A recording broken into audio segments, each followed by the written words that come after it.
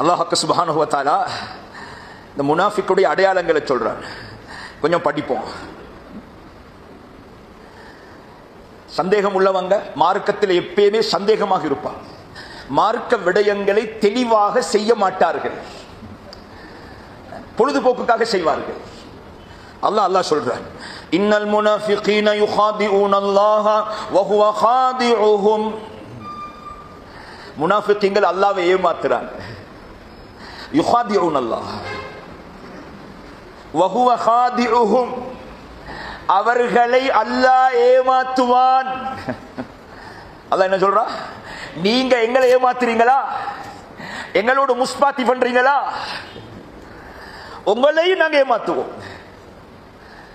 தஃசீர்ல அந்த வார்த்தைக்கு நிறைய எழுதுறாங்க. நேரம் போதால் அல்லாஹ் எப்படி ஏமாத்துவான், எங்களை எந்த இடத்துல எங்கட கைய விட்டுடுவான். அல்லாஹ் ஏமாத்தப்படுவோம். அல்லாஹ் சொல்றான், யுகாதிஊன் அல்லாஹ், இவர்கள் அல்லாஹ்வை ஏமாத்துறாங்க, அல்லாஹும் அவர்களை ஏமாத்துவான். இவர்கள் யாரு?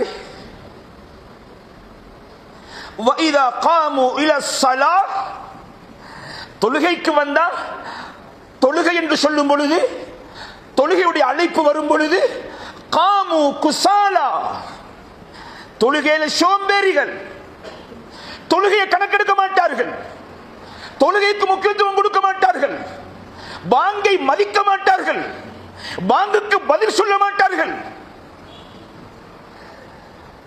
மார்க்கத்தை கண்ணியப்படுத்த மாட்டார்கள்.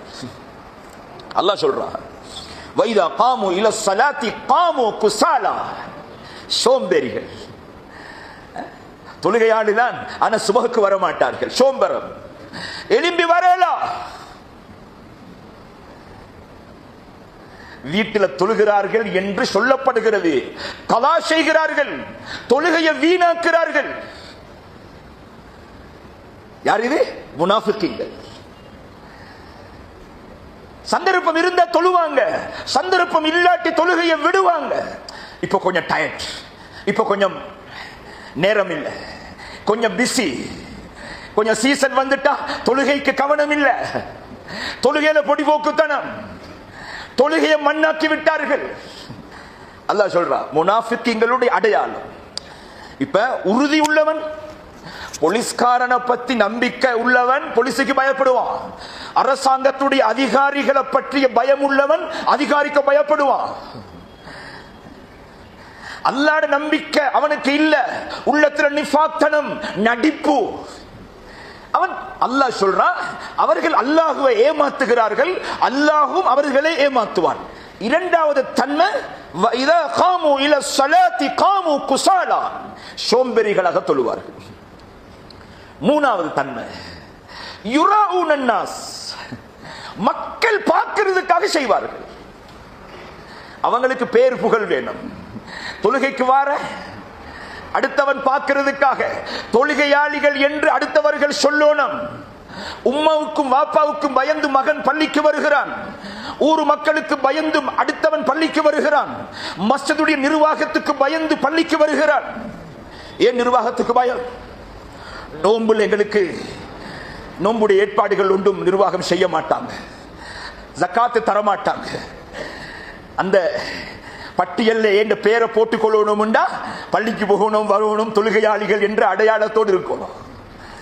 யுராஊனன் நாஸ், நீண்ட விளக்கம் சொல்லணும், நேரம் போதா. மக்கள் பார்க்கிறதுக்காக அமல் செய்வார்கள்.